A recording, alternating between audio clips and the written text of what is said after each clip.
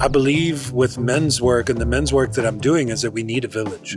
Is that, a man being on his own is a dangerous man, very dangerous. And you need that community, you need that village, you need that open communication of, it's not a fight. This is a conversation. And we're going to talk this out together, but we're not going to get up from the table and fucking say, fuck you, fuck off. We're going to talk this out and we're going to speak our truth. And that's been something that's been really difficult for me, is to speak my truth. Well, welcome to Manned Up Conversations, man. I'm sitting with a man who's just giving me so much joy right now, man. I'm Khaogelo Habiani, and I'm sitting here with Joe Fleming. Welcome, brother. Thanks for having me, KG. Yes, sir. Yeah, it's great to be here. Oh, man, it's a great pleasure. And you are my 80th guest 80th? on the episode. Oh, yeah, wow. I mean, Congrats. on the podcast. So I appreciate you for being wow. here, Good job. I've been waiting. As I told you, I've been sitting and, man. Working up to this point. Oh, man, it was 2 weeks ago when I met you at the Men's Reality. What is it? What was it? Men's Reality Audit at the Tryst. At the Tryst by in Suits and Kramerville. Sneakers. Yes, sir. Man, and shout out to Mark Sharman for that. I mean, what a beautiful event, right? Yeah, it was great to be there. And as we're doing shout-outs, I got to shout out another man who I saw you with on social media. That is our brother, Mervyn Cannon. Yes. Mervyn Cannon. Yeah. Mervyn, good old Mervyn. I love that guy. I got to get that right, man, because that man is the reason I know you. Yes. He's the reason we are here. And he also sparked something very special in me with the MKP community. But of course, we cannot talk about Mervyn without mentioning the brothers out there from the Holding Space Collective as well. So shout out to them, right? Yeah, that's Holding Spaces. I've been to those meetings only 3 times. Of recent, I've been there twice over the past 2 months, and it's I wish it was every Monday. Man, it's every other Monday, so I'm missing it. What are we at today? Yeah, I think they had a space last week. I know there's something coming up in the next week or so. Yeah, today's Monday. I wish it was tonight. I would love to be at a meeting tonight. Man. I'll have to wait for next week. Man, so again, so make sure you check out the guys out at Vice and Craig Hall. That's where we are today. Every other week, right? So check out Holding Spaces Circles. Check out Mervyn Canham out there on social media. Just get to know the guys. There's also MKP as well, who host a bunch of special retreats for you men on the weekends. Right. I've also been on that weekend, very special. But I think we're going to transition to something also that we can do every other Friday, that we'll also speak to that is hosted by my brother Joe.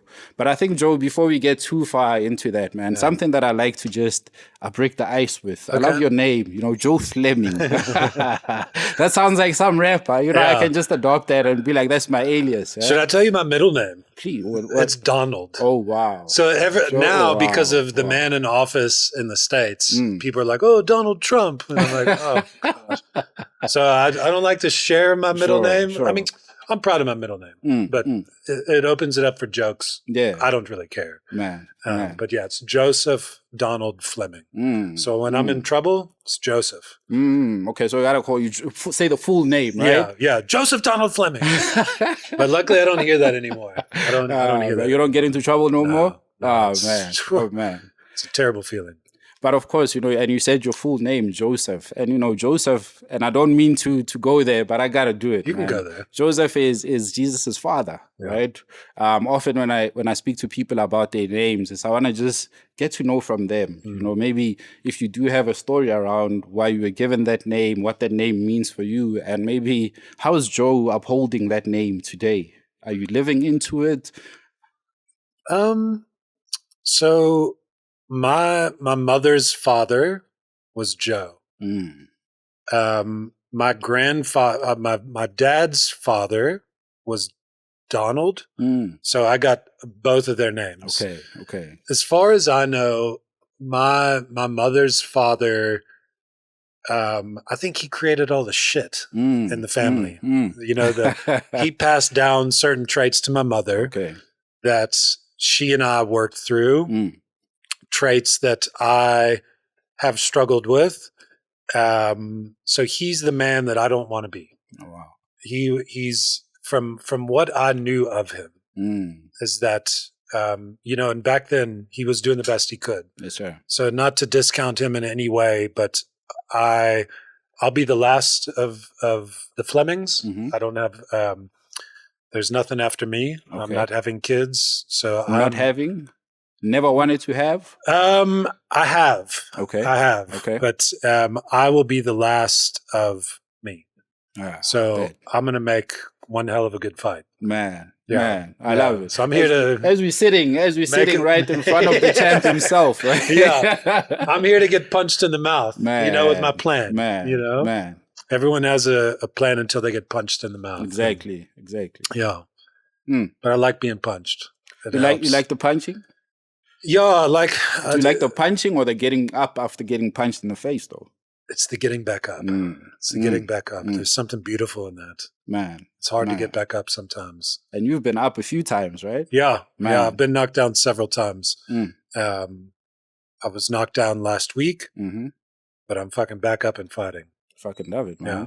I love it, Yeah. man. And we're gonna get into that, So I'm trying to lead us into this way, into this conversation and steer it, right? So because there's a lot that I want to get. Okay. Because you're not just a guy in South Africa who was born in South Africa. You actually came here, right? You've got another experience out in the States. Yeah. But we gotta dig into that a little bit because you were also in the Army. Yep. The US Army. Yep. So what are your missions like, man? What is Army life like? Yeah, so I was a part of the Army Infantry. Mhm. I was in the Army National Guard. So typically the way the Army National Guard works is that you do 1 weekend a month Mhm. and then 2 weeks during the summer. Yeah. But when there's active war, Mm. the National Guard is there to be of service to the full-time Army. Okay. And so I signed up for the military in 2002. Yeah. It was my sophomore year of college. Mm-hmm. I went to training that summer for basic and my infantry training. Mhm. And then I was supposed to just go back to school. But Yeah. because of the wartime in into 2003, I got deployed right away. Wow. And so I spent 4 months in training, Mhm. and then I got called up to active duty. So we Whoa. spent 7 months stateside training for the war, and then I was overseas in Iraq for 10 months. Ooh. And to be very honest with you, I was in a safe place. Mm. They put us in I'll call it an easy town. Okay. And at the time, I was not happy about it. Yeah. I was a trained weapon, and I Mm. wanted to use Mm. that weapon. I wanted to be put into difficult situations. I wanted to experience being shot at to see how I respond. Man. And fortunately, I never got put in that situation where someone fired at me. I sleep very well at night, knowing I never had to kill anyone. I don't have those traumas. Mm. But back then, as a young kid, it was what I needed. Sure. It was what I wanted. The one missing question I have in my life right now is, how do you respond when the bullets start flying? I'll never really know that answer. Man. I think I know the answer. That's a crazy question. Yeah. I'm sitting there thinking, man, what do I do? Do I run for cover? Do I jump over these tables? What do I do? Yeah. So that's that's a question that I always wanted answered. And I think that's why I love adventures so much, is to put myself out there to see what's going to happen. How's life going to respond? Yes, you sir. know? Yes, sir. So I love putting myself into difficult situations to see how I'll respond to them. Yeah. I wish I would have gotten more, but I'm content. Yeah, that's what I'm trying to get at. Like, so were you in the army because of just the curiosity of like, man, what's this army life about? Was there people before you in the family that were part of the army? No, I think my grandfather was maybe in the Navy or Coast Guard, but never like at war, I don't believe. Yeah. But for me, I signed up for the military because I wanted discipline and structure. My dad was a softer father, and I didn't feel like he was hard. He wasn't a hard father. He was a very good father to me. And I wanted discipline and structure. I wanted that tough love. Sure. And I got it out of the military. I got it. Only the love that only can come from a man, right? Yeah. Camaraderie, the group, the men around me. I loved it. I loved being in the military. I loved looking back on it now. I loved it. Yeah. There was some really annoying times, really frustrating times, really suck. We called it the suck, the hurry up and wait, the miserable stuff, but that's all forgotten about. Man. I just look back at it as a positive experience. Man, I can't imagine being out there in Iraq, man. It was hot, bro. It was hot. The way I describe it, on a hot summer's day there, when the wind blows, it feels like when you open up the oven and you look in to see if it's ready. That's what it felt like on a daily basis. And you all army fatigued up. All kitted out. Oh, man. All kitted out. Oh, man. Yeah, it was brutal. That's crazy. It was brutal. It was brutal. So here in South Africa, I love the weather. Yeah. That's great. Because that's the next thing that I want to get to. Now, you're enjoying this experience clearly in the army, but at some point, then, South Africa becomes a destination that is it something that you were looking at before? No. How did you even end up here? No. So I think I got out of the military in 2015, went back to college. I had a full-time job. I lived in Long Island, New York for 4 years for work. That company transferred me to San Diego, California. And then while I was in San Diego, I met a girl on Instagram who was living in South Africa. Oh, a child, no? Long story short, I came to visit her, fell in love with her, fell in love with the country, and I went back to work. I was miserable. I applied for a layoff, and 2 months later, I moved here to South Africa. That was now almost 14 years ago that's my first visit took place. I think my first visit was I had my 30th birthday in South Africa, and I think I left the country the next day. Oh, wow. From the first time. So, I'm going on 14 years now since my first visit. Sure. And I was hooked. I was obviously hooked on my girl at the time, but I was hooked on South Africa. Like, she took me to Cape Town for a week. Okay. And I was like, okay. You got my attention now. This place is pretty great. But there was something about the country that I was hooked on. I stayed here for 3 weeks. Sure. And it was just something I loved about it. And I couldn't put a finger on it at the time, but I was like, this is a good place. And, to pick up and move halfway across the world for a girl. Yeah. But it took it was a giant leap. And I always say to people now who are thinking about taking a different job, moving to a different place, taking a chance. I'm like, take that fucking leap. While you're young, yeah? Yeah. Because you never know what's on the other side of it. And I took that leap. Man. And this is where I was always meant to be. This is where I feel at home. This is my home. Man. Man. Your sense of adventure is quite something, you know. And as you say, to just say, man, I fell in love and I'm just going to follow this. Right? Yeah. For a lot of us, maybe a lot of the guys that I know would be like, oh, that's crazy. This man is smitten right now, right? And I don't want to use the other word, right? Yeah. I had many friends tell me that as well. Yeah. Many friends tell me that. Right? Because, even now, maybe 10, 14 years ago, it was a different climate, but you know how relationships are going now. Yeah. It's not the most advisable time to be doing that, you know? But I then also wonder, beyond just traveling for love and that, as you say, you couldn't really put a finger on it. South Africa was very different 14 years ago as well, right? Yeah. So how were you welcomed into the country? I think that's one of the things that I often find stands out for most people. I think I'd say I was welcomed with open arms, to be honest. I find the people here in South Africa extremely kind, extremely inviting. Maybe it's because I'm an American that they're open to me, that maybe because of the color of my skin and that I'm not, I think of like apartheid and different things here. Yes, like people welcome me as an American. And I think that's,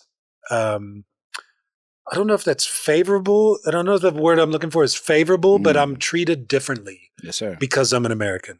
And so I think people give me an extra chance and they're like, oh, where's he from? They're like, oh, keep talking, Yeah. And the accent comes through and it's like, man, those are the guys we watched on TV, and then they're like, but wait a minute, are you South African who lived in America? Like they hear an accent that's different. And I think where I get everyone is when I say, yeah. Man. Like I don't say yeah. Say yeah. Is an American thing. Yaw is a South African Local thing. Yeah, for sure. So I think people know, they're like, what is this guy's deal? Where is he from? But when I travel to other countries, I always say, I'm South African. Yes, I'm sir. from South Africa. Yes, And then sir. they're like, wait a minute, but you don't sound South African. And then I say, okay, well, I'm an American, but South Africa is my home. Man, Yeah. I love that. Yeah. I love that. And now, with all the travel that you did, you obviously didn't just come in here, everything is all green, right?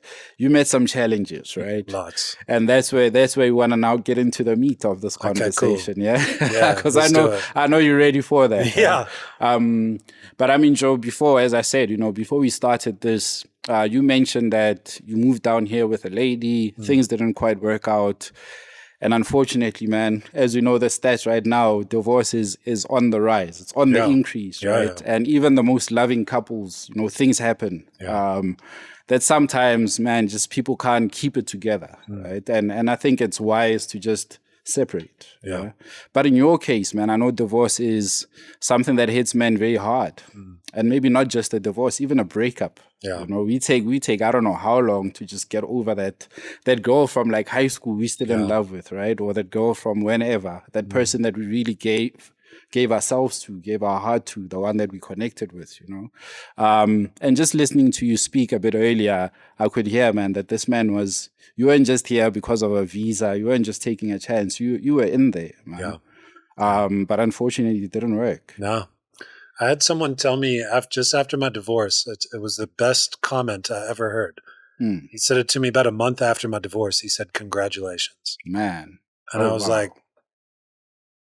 okay. And I was in a vulnerable state at that time, but looking back on it, I really appreciated that comment because it takes courage to divorce from both partners. Man. And we both had, it was, the divorce was mainly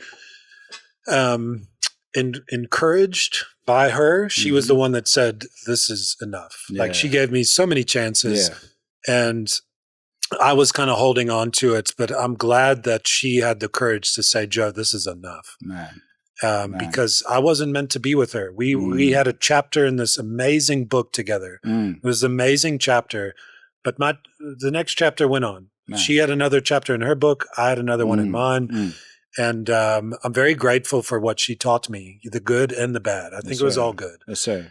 Because where I didn't show up as a partner, I've learned, I've still made some mistakes, but I wanted to learn from those mistakes in my previous marriage and to be a better partner moving forward. And I've done a decent job in my current relationship. I'm still learning. I'm still making mistakes, some of the same mistakes, and trying.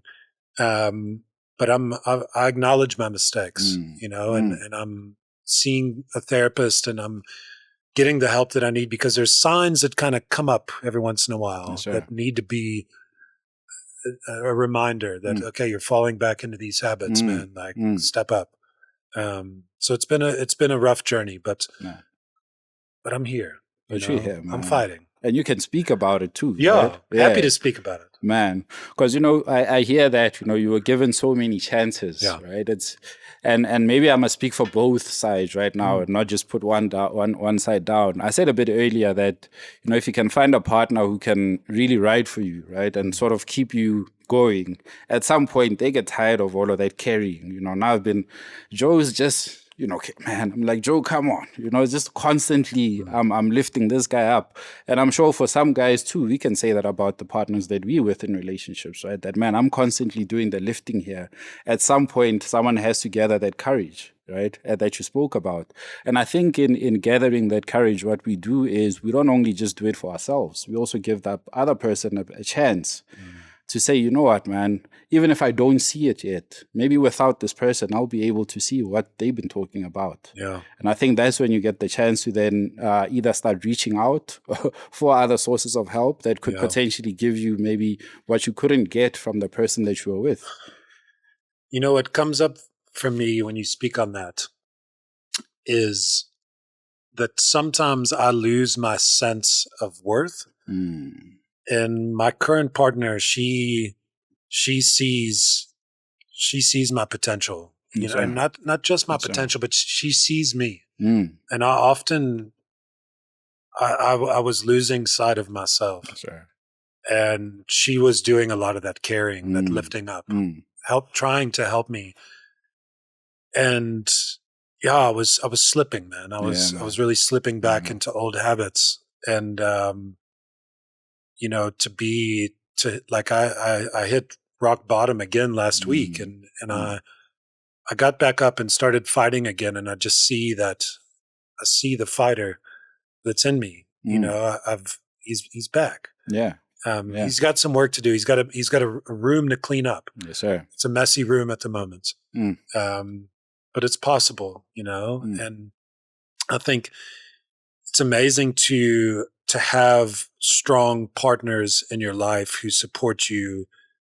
But I think what's even better, and it's something new for me, is to be the one who can support the other. Sure. I've had a lot of people supporting me, and I want to be able, I want to be strong enough to support that other person and say, you know what? I've got you now. Yeah. You know, you've done it now. Let me, sure. Yeah. You've done all the heavy lifting. Now it's my turn. You know, how many of us can say that, right? Yeah. That, you know, let me be the one who carries the load this time, right? Carry the boats. Carry the boats. Who's going to carry the boats? Come on, David Goggins right there, man. Oh, man. And as I was listening to something, I'm going to try to find that and probably put it in the show notes, but basically about relationships, right? Is we've got coaches for everything in life, right? Yeah. We've got partners for everything, right? But rarely do men ever speak about, you know, I have a relationship coach. Or I got together with my mates and spoke about, man, how do we do relationship? And not just romantic, but just relationships all across the board, right? That as we're saying, it's a partnership, right? I give, you give too. The parts where I'm gonna be on the receiving end, maybe more than I should be, but then other times it will turn, right? Then you the one that gets from me, and that back and forth with each other like that. But again, relationships for us, man, it's only now maybe because of the socials, because of Kevin Samuels and all of those people that came up and maybe brought the negative side of relationship, but never really the healthy way, right? Yeah. It's okay, we're struggling with these things, but how do we build? You know, how do we then, I don't want to say get ahead, but how do we get through this hurdle together as men, right? It's, you know, you mentioned that someone said, man, you know, congratulations, right? That in a way, that might sound like a little bit of a jab to your wife. Yeah. But if you unpack that a little bit more, there's a lot more to that, right? Yeah.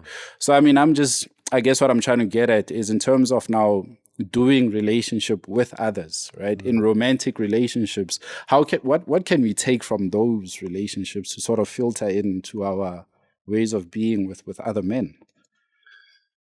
You know, I look at my relationship and I see something that I didn't really have growing up as a kid. And that was like a family. So my girlfriend, her mom lives on the property with her. Her house was burned down in the Knysna forest, or the Knysna fires.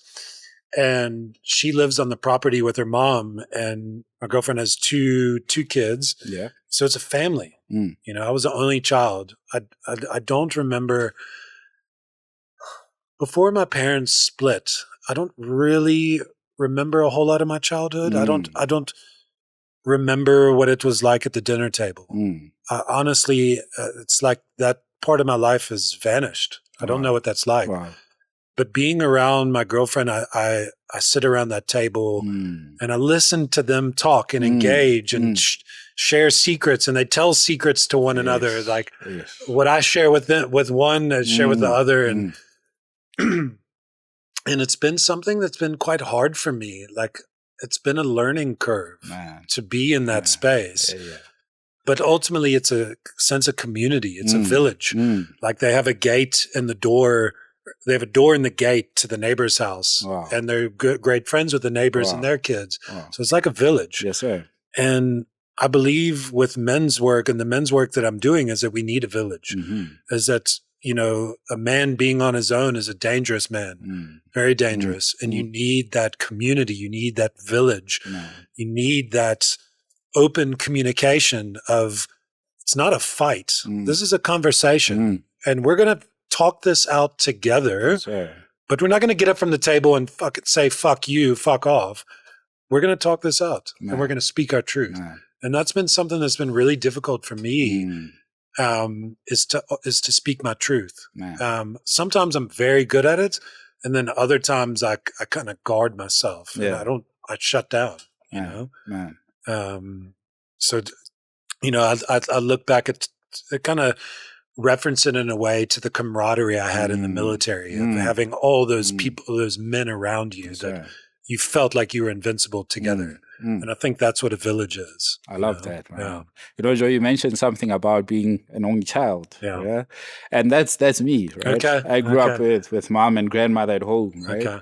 So again, that community for me was very limited because mom was a nurse, 12 hours out the house. My grandmother left the house at 5:30 in the morning, came back at about 4:30 in the afternoon. So for the most part, either was at school or with friends playing around on the streets, you know. But then soccer became that community for me then. It's a bunch of boys and sport and, you know, a lot of testosterone, a lot of energy being burnt on that. But then also we winning and losing matches together, right? We training, some are getting injured, some are dropping out. So then as you grow together, that became like a place of learning, that community. But as you say, this thing of not being able to speak my truth.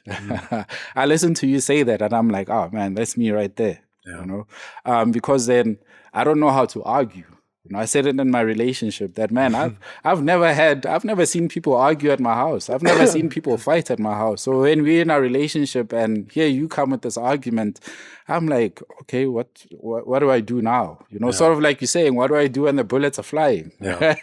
So then I had to learn conflict in very high stakes engagements, right? Even with friends, right? So when there's conflict between me and my mates, my boys, how do I address that, right? Because I've never had to address anything uncomfortable at home in my upbringing. So that again pours into how I do relationship with others, right? So it's something that I've had to kind of work on as I grow. But then again, sometimes I get it completely wrong. You know, then I'm like, I'm speaking my truth, but hey, man, that's a bit too honest, right? It's a bit too brutal. You know, so I go off the edge a little bit. But you know, with time and with age, I'm learning to manage that a little bit. So I don't know if you're finding any resonance with that. Yeah, I mean, for me, like, I didn't know. My parents, I don't really think they spoke about their feelings much and like being vulnerable with each other. And so when I got into my marriage, like my ex-wife was just like very vocal. She could share her feelings. And I was like, how are you doing this? And so it was something that I had to learn along the way.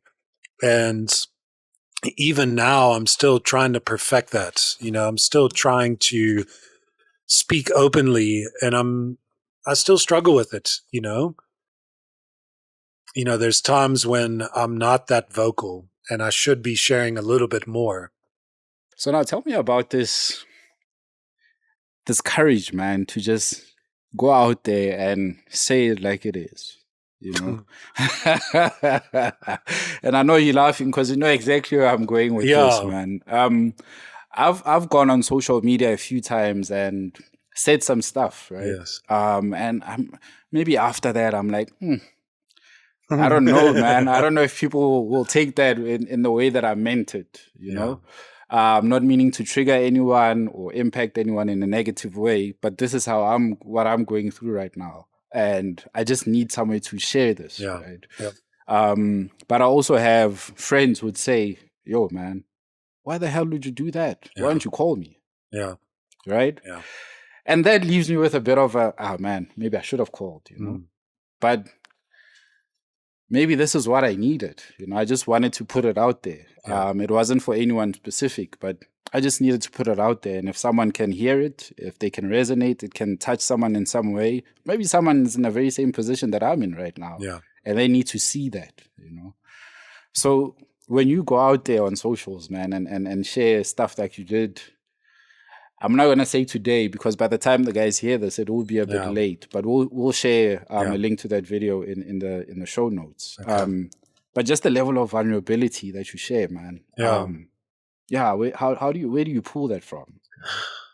You know, I don't know where it comes from, to be honest. I don't know where I got it from, but like I took like a public speaking course at a company I worked for. And then during lockdown, I started a podcast on Instagram Live. Yes, sir. I wanted to find a way to connect with my community. Yes, sir. And so I just started doing these podcasts. And first couple episodes, I just had fun with it. And then I started to take it seriously. Yeah. I did 29 episodes and I like researched every person. Yes, sir. I was really, really enjoying it. And this was 5 years ago. So that kind of gave me a sense of confidence to put myself out there on live TV, live Instagram. And then it was just about 2 years ago that I was in the States. And I realized that my friend in the conversations I was having in the States, my friends and my family didn't know anything about South Africa. It was all what they see on the news. And I've traveled every single corner of this country. Yes, sir. I've met all different types of cultures. I've put myself out there in many different ways. And I feel like I've gotten to see the real South Africa. Yes, sir. And I felt that I had this obligation to share my truth of South Africa with my audience. And back then, I think I had an Instagram audience of 5,000. I think I'm now at 38,000. Wow. And one day I was at the park after it was the next day after I got home from the States, and I went on Instagram and I was just like, so here in South Africa, I don't know if I said here in South Africa, but basically I was like, Americans don't know shit about South Africa. And I feel like I have an obligation to share. And that was what got the ball rolling. Man. And almost every day I posted a video that was about South Africa. And then eventually I started saying, so here in South Africa, and my business partner picked it up. And I just stuck with it. And it became my love letter. And anytime you put yourself out there on social media, there will always be haters. Always. No matter how positive your message is, they will be there in the fucking shadows. Yes, sir. It took me a couple weeks maybe to accept the fact that I don't care what anyone thinks about me. Man. What other people think about me is not my problem. Yes, it's not my business. Yes, sir. And once I accepted that, oh man, those haters get fucked up. I fuck them up with kindness. Come on, man. They come at me and I have comments after comments after comments ready for them because I know that my videos come from a place of positivity, Yes, kindness, and truthfulness and authenticity. I'm not here to make up bullshit. I'm here to write my love letter to South Africa. Man. That's my videos, I love that, man. and to share my experiences with other people and to share things like from a mental health perspective so that other people don't have to make the same mistakes that I did. Yes, sir. And I've found this ability to just unlock that and to not worry about what other people think and be like, you know what? I know that this video comes from a place of kindness and truthfulness. There's some videos that I do for other like restaurants and businesses that sometimes may not feel super authentic and super organic, but I do my best. And I believe in every video that I post. I don't just, if a company reaches out to me and says, hey, Joe, we want you to review this cup. No, we're not aligned. We're not aligned. If I don't find an alignment, I don't take that gig. Yes, it's not within me. Man, it's not in the blood. Man, it makes me feel proud that I'm here with you right now. You would have been like, nah, occasionally, man. It's maybe I'll give you my number. Or let me take your number. I'll get back to you. Yes. Right? Nah, but I appreciate that. I think there's value in what you just said there. I love that you said your love letter to South Africa, man. I feel like the country needs that right now as we're going through all kinds of stuff, And maybe even going back to a comment you made earlier, there's an episode that I did with Warrior Rick Warrior Rick is an American Okay. who's been in South Africa as well for a couple of years. Okay.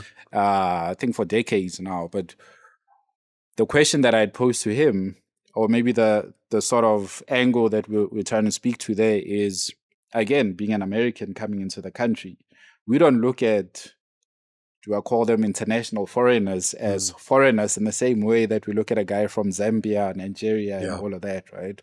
So the treatment is very different. But here you are now acknowledging that I'm not from here, but I'm finding a lot of love from here. But I'm also educating people who are not from here about the propaganda that they probably heard or seen, that that's not the way it is, right? There's a whole different thing here. And as you say, you are South African by spirit, man. Yeah. I love that. You know? So you share a very strong connection to the continent, I would say, and the country itself. But what is this word, this term, Ubuntu? Right, and I hear this, and I've got my own comments around that. But how would you speak to that, Ubuntu? You know, for me, I just find that like South Africa is like a melting pot of everyone. You know, when I think of like when people ask me about South African food, like I know we got the braai culture, but I think of the Indian food, the Greek food. There's so many different cultures that I find here, and the thing that I'll never forget walking into Sandton Mall for the first time and seeing all the Muslims in their garbs, in their traditional, like I think you call it a garb, and I just remember thinking, man, if my American friends were put here, they would shit in their pants because. For us growing up in the States and seeing what's on TV and the propaganda, you know, you think Muslims, you think of terrorists or whatever. Exactly. And I fell in love with the fact that I'm a minority here. Man. I love that. I love that I'm a minority here. And so for me, like I just find such peace in that. I just find such kindness within South Africans, of welcomeness, from Indians, from Africans, like it doesn't matter who it is. I feel like everyone is welcoming here. You know, there's obviously negativity and stuff, but I don't experience that. Man, I don't experience I love it. All of my experience has been positive. Because you've also kind of landed yourself to the community, right? As opposed to, I'm coming in from the outside trying to scratch my way in, but no, this is what I'm bringing, and let's all have it together. I love it, man. And now you also mentioned mental health. We are in Mental Health Month, or it is Men's Mental Health Month. Men's Mental Health Month, Yes, sir. So within mental health, there are all kinds of things that we can speak to, but I know you have quite a heavy experience. You know, we've touched on this topic quite a few. And I think coming from the men's reality audit, we heard stats around insurance claims now overtaking, or car accidents are now becoming second to suicide, right? So the suicide is really on the increase. So, you know, I was speaking to a couple of young boys in TUT. So TUT is Tshwane University of Technology out there in Pretoria. And, you know, I put that stat up for them and I said, well, boys, you know, we're saying we're raising a nation of soft boys, right? But look at the stats, man. It's saying men who are 41 and above are the ones ending their lives by suicide. Now, that's a easy thing to say that they don't have it together, right? But I look at those boys and I say that they're seeing that there's something going on up there, and we need to change something now. We need to speak now before we get there. But for yourself, man, you almost got there before you could speak about it. So I wonder what laid you down that hole, man. You know, I was undiagnosed with bipolar disorder. So I don't want to put myself into a box, but I used to experience severe highs and severe lows. I never had a baseline. I was either good or I was bad. And my lows just kept getting lower. They kept getting lower until eventually I found myself in my truck with 2 bottles of propane trying to kill myself. And this was just over a year ago. And I just felt that there was nothing I could do to get myself out of the situation that I found myself in. And luckily, I mean, I think I was in my car for about 2 hours, and I woke up, I pissed myself, which was my body. I think my body's way of saying, wake the fuck up. And it was also my body's way of giving up. It was like, hey man, this is it. This is it. Next, you're dead. And I happened to wake up, turn the gas off. The next day I went out and got phoned a friend who's a doctor. He took me to the hospital. And I went into a treatment center for about 3 weeks in total. And, that's helped me find sort of the chemical imbalance that was going on in my head. With bipolar disorder, I'm now on chronic medication. Yes, sir. But those voices in my head, they were hectic. And the voices are quieter. They got quiet for a long time. And then I found myself recently with those similar voices coming back up. And for me, I didn't have the courage back then to reach out for help and to ask for help. And so that's why I started Recharge, was doing men's walks, because I knew what I needed before my suicide attempt was to go out and walk. I needed connection, healthy connections. And I think that's what men who find themselves in a suicidal state, I believe from my experience, that they're lacking healthy connections, that they feel alone. And so Recharge is an organization, a group that I started where we go on a walk every Friday as of this week. So we're now June 8th recording this podcast. Starting this week, I'm now offering Saturday walks. So there's walks every Friday and every Saturday to make it available to those who work during the week, that there's a walk for you. The walks are so amazing, man. Like I meet so many new faces, so many guys that come out. You don't have to talk. There's no agenda. There's no, you just come walk. And if you want to talk, you can. If you don't want to talk, you don't have to. But there's amazing guys out there who found such peace in these walks, and it's just a walk. Yes, sir. It's that's all it is. It's a walk and it's a talk. And I call it Recharge because I find it a way to recharge my batteries. It's a way of filling up that cup. So I think, for those men out there that find themselves alone, find a connection. If you're in Joburg, join me on a walk. I promise you it helps. There's a community out there. We've got a WhatsApp group.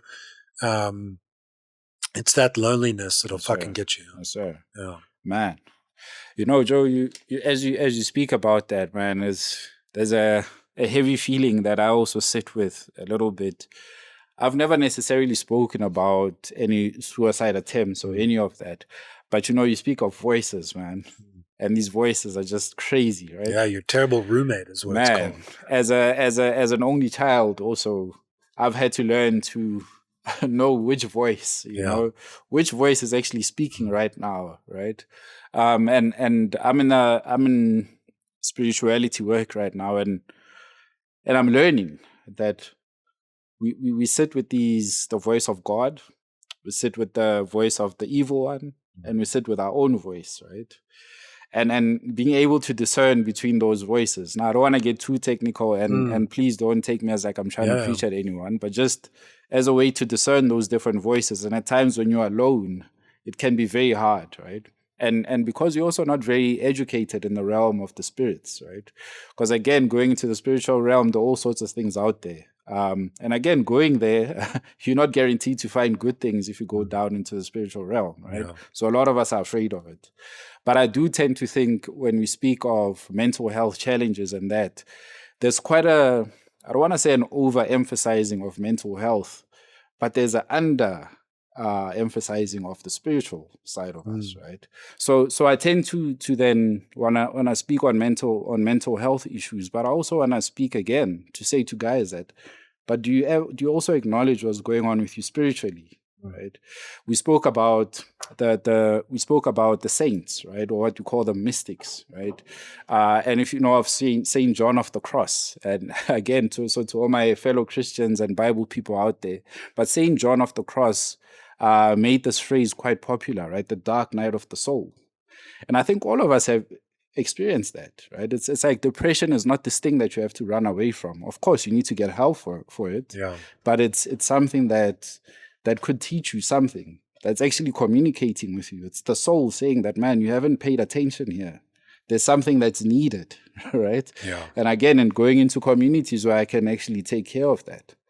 But when I'm by myself, as St. John of the Cross was by himself for months on end, if I'm not mistaken, with nothing to write, nothing to read, no social media, nothing, just him and his soul, right? And then you can start feeling that, oh man, there's something going on. But if I then inquire deeply into that soul, there's something I can find there.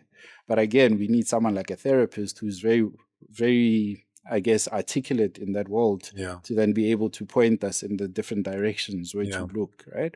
Could be a therapist. Again, now it could be a spiritual director, or as we call them, a spiritual accompanier, someone who can get you in there that maybe at times a therapist cannot see those things. Yeah. So I just wanted to bring that in there because I think from the conversations that I've been having or the conversations that I've been listening to around mental health, there's very little mention of the spiritual life, and I don't know, Joe, I mean, walking with men and going into the wild, there's something very sacred about that. It's very spiritual. But I don't know if you have practices that you could say, connect you to that realm. I was raised in the Catholic Church growing up. And when I was in college, I was a youth leader. Oh, wow. And I did that my freshman year. And then I remember... So I went to college in the South. So they call it the Bible Belt. Oh, man. And I remember the thing that kind of put me off of my faith was that there was a lot of evangelists that used to come to the bars. So they would stand across the street from the bars and shout at us that we're all sinners and going to hell and all this stuff. And I was just like, that seems so unkind. And it just like... it felt so, it put a bad taste in my mouth. And so I kind of walked away from my faith for a long time. And I found myself, like I've done a lot of plant medicine over the years. Yes, so I've been connected to spirit, so to Mother Earth, like we spoke about earlier. I've connected with things outside of this realm, like I've seen it. I know it. And so I have this connection to a spirit and to Mother Earth. And I think I have a faith in God, I know that there's something else. There's a higher power. There is a higher power out there. Definitely. What it is to me or what it is, I don't really know. I know that through my journey of like sharing my struggles, I've had a lot of people saying, reach out to God, reach out to Jesus, I appreciate those people. For me, I won't be going into a church to find that. That's not for me, but I see where they're coming from, that you need to have some form of belief system to help guide you. So I find that, when people go to jail, when people are in a bad spot in life, go to God because he'll help guide you. There's a book to help guide you. And that's what I understand. That's how I look at it, is that there's a belief system there that'll give you rules and regulations and all these different things. There's a book for it, and it will help you. So that's what I do. I always appreciate those comments from people, and I give it a little thumbs up. I don't always comment on it, but as I say thank you. I really appreciate that. But for me, I probably need to, I used to meditate a lot, and that helped me, connecting to some form of spirit. And I haven't been able to sit with myself lately. Sitting with myself has just been disgusting, like to sit with my own thoughts. But last week, I sat down and just listened to like a meditation, just music, and it was beautiful and soothing and calm. And that connected me to nature. And I think nature is my medicine. That's where I go to heal. Yes, sir. That is the earth. I mean, every time I'm out there in nature, I put my hands down on that earth and get in that dirt and feel Walking it. on mama, man. Yeah, Walking on the Pachamama. mother, man. Yeah, that's my place. Oh, So that's man. where I find my strength. Oh man, Yeah. I love what you're saying there. You know, there's this expression that's very powerful, and I find that the walks that you do out there in Delta Park are basically a sort of a simulation of that, if I can call it. You know, this idea that God meets us where heaven and earth meet. It's a crazy thing, right? So what we call a liminal space, right? And as you say, in meditation is where you can really connect and be part of that whole. Yeah. So usually when I'm on my bike, going to a trail, I get the sense that I'm in such perfect flow. Though I'm here on earth, no doubt. I know I'm here. I know I Flow can see state. people. But there's just something different about where I'm at, you know. And as soon as I get out of that and I hit the road, then all of that's gone. Yeah. Right. And when you speak about the walks that you get the guys to get to come to, I get that sense that, man, there's a disappearing of whatever else is going on out there. And we enter into the space with a bunch of people, but something else happens in there. Something else or someone else meets us there. Yeah. And that for me is the power. It's not necessarily, it's something that maybe a church can do for you. But as you said, church is not something for me. Yeah. But I'm finding that men now need these liminal spaces where then we can create that. You know, there's no priest or like a master of ceremonies who's doing that for us. Although you're the one that organized it, but you kind of just let people have they sort of lead, you know, at different parts of that walk. And in that, I think there's something very special that comes up. Yeah. And I tend to think of like this rewilding that you speak of, man. And I was like, this is it. This is men looking for church, right? Yeah. There's a book called Adam's Return by Richard Rohr. So basically Adam leaving the garden, but how does he come back to the garden, right? Because he wants to come back to reclaim what he's lost there. And by rewilding, that's sort of us going there because that's where we came from. Yeah. You know? We want to lose the corporate. We want to lose the image of I'm a podcaster with these many followers. I've had 80 episodes and I just want to be part of the earth. And in that, God speaks to me, you know. And again, I'm using terms that maybe people don't necessarily use. Maybe you can say it's a spirit, it's a higher power, it's the community. But that, for me, nature does that. And I find that you're doing that in such a special way, but just in your own terms, man. Yeah. And you found a way to take your lived experience and pay it forward without really seeking any answers from that, you know. Yeah. But what I want to know, though, is what does a successful hike for Joe look like? What does a successful walk look like at the end of the day? Oh, that's easy. Just making it to the walk. Wow. You know, that's the biggest challenge. Wow. I think over the past couple months, like my mental health was kind of declining. And I was noticing the walks were harder for me to attend. You know, like the nights before, I was like, oh, sometimes I'd be like, oh, got my walk tomorrow. Fuck, I don't feel like walking. Yeah. But it's like once you put those shoes on, you lace up those shoes. So my boots, I always walk in my boots. That's it. And just to get out the door is a success. To make it to the car. Sometimes my truck's broken down, so I've been walking to these walks from my house. Yes, sir. Just making it to the walks for me is a success. And one of my favorite things on a walk is when I'm talking to the person next to me and we're chatting and we're engaging, and all of a sudden I may step out of that conversation for a second, but I'm aware of my surroundings. And all I hear is other people behind us chatting. I'm like, this is why I do these walks, so others can connect. Sure. And, you know, every week that I'm there, I really make an effort to walk with someone different. I don't want to walk with the same person. I want to be able to talk to each person and to hear their story and to chat with them differently. And I've done a pretty good job of that. I think I've done that almost every week. Like I can't recall walking with the same person twice, to be honest. And so I'm good at like reading a room. Nice. You know, if I see there's someone else behind me who's walking by themselves, I'll try to get to a point in the conversation where I can kindly end that conversation and step back and connect with that person. Just because I don't want them to, they can be alone if that's what they want, but I'm like, hey, what's going on, man? How's your week? You know, just to try to engage. And usually it resonates with them. There's some guys like, you know, it's a new group, you know, I'm just going to hold off and stand back a little. So you're the one that kind of just welcomes everyone. I do. Yeah. Whenever anyone comes, we all kind of greet each other in the morning, and I say, hey, I'm Joe.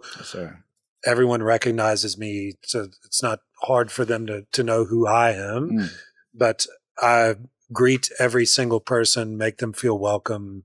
And they usually kind of go around and shake everyone's hand as well. Man, so Joe, I know, you know, you had a call earlier, man, and I know you're dealing with also something a bit difficult, huh? Having to sort out your visas, paperwork. You love the country, you want to be here, you want to stay here. And you put out a video again, and I'm like, this is a very brave man, considering there are people out there in a few days who are gonna be like kicking people out the country, you know. But as you said, you've built good rapport with the people, you've got good community around you. And I don't know, man, this is me giving you a platform to say that, what does Joe need? What does Joe need? So Joe needs to stay here in South Africa, number one. My visa expires on September 7th. I was married for 12 years, I think it was, but my divorce actually went through. My divorce hearing went through last week. So I'm now, as far as I know, I'm divorced.